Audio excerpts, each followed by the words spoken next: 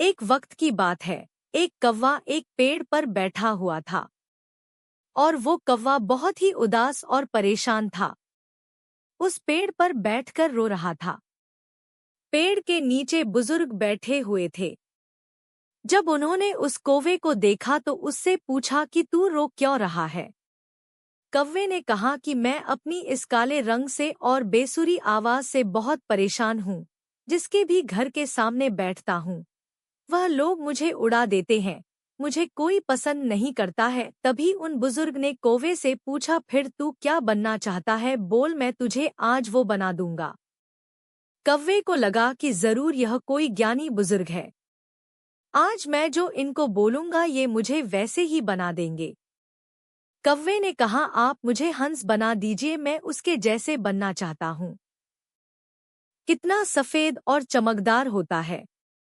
ये सुनने के बाद बुजुर्ग ने कहा, मैं तुझे हंस तो बना दूंगा, लेकिन शर्त यह है कि तू पहले एक बार हंस से मिलकर आ। अब कौवा खुशी खुशी हंस के पास जाता है और उसे कहता है कि हंस, तू कितना खुशनसीब है, तू कितना सफेद और चमकदार है।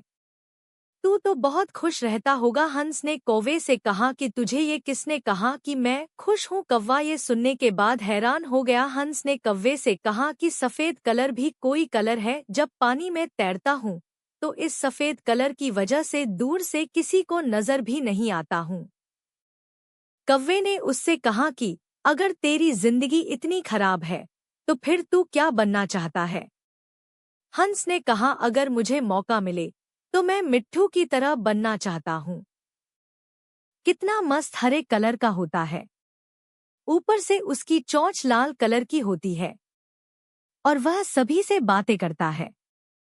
कौवा और हंस दोनों भी मिट्ठू को ढूंढने निकले। 3 से 4 चक्कर लगाने के बाद उन्होंने मिट्ठू को एक पेड़ पर बैठा हुआ देखा। ये दोनों भी उसके पास गए और उसे कहने लगे कि मिट्टू भाई, तेरी जिंदगी तो मस्त है यार। तू अपनी जिंदगी में बहुत खुश रहता होगा।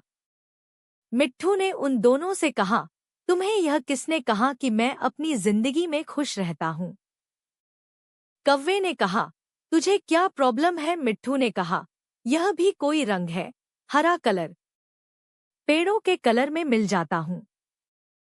तुमने 3 चक्कर लगाए मुझे ढूंढने के लिए, मैं तुम्हें इन पेड़ों के बीच में नहीं दिखा।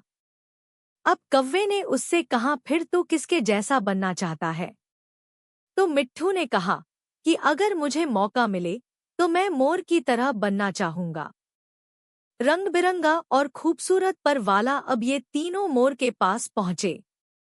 मोर को देखते ही तीनों ने मोर से कहा कि मोर भाई, कितनी बढ़िया जिंदगी है तेरी, तू कितनी बढ़िया जिंदगी जीता है। तू जब बरसात में नाचता है तो सारे लोग तुझे दूर दूर से देखने के लिए आते हैं। तेरी जिंदगी तो मस्त है। मोर ने उन तीनों से कहा, तुमसे किसने कहा कि मैं अपनी जिंदगी में मस्त रहता हूँ?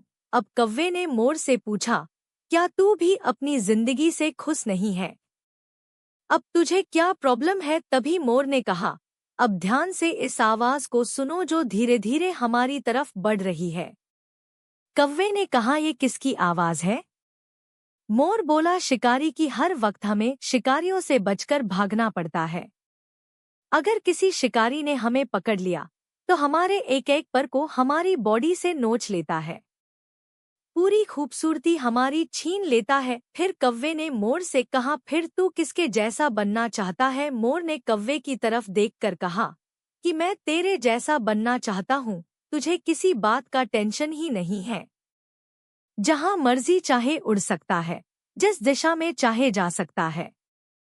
किसी शिकारी से तुझे डरने की जरूरत नहीं है, क्योंकि कोई शिकारी तुझे पकड़ता ही नहीं है और इंसान भी तुझे पकड़कर पिंजरे में नहीं रखते हैं। तू अपनी मर्जी का मालिक है। तेरी जैसी जिंदगी में जीना चाहता हूँ। यह सुनने के बाद कौवा हैरान हो गया और कौवा फिर से वापस उन बुजुर्ग के पास पहुंचा।